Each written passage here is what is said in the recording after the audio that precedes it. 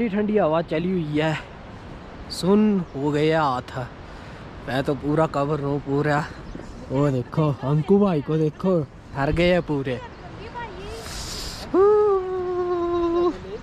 कंबल को रखते हैं अंदर, आग सेकते हैं यहाँ पे।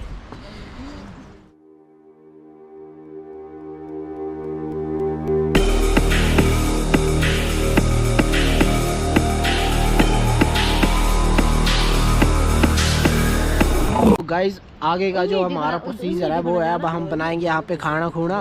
और कल रात की हमने यहाँ पे ये आग जलाई है, अभी तक आग जली हुई है।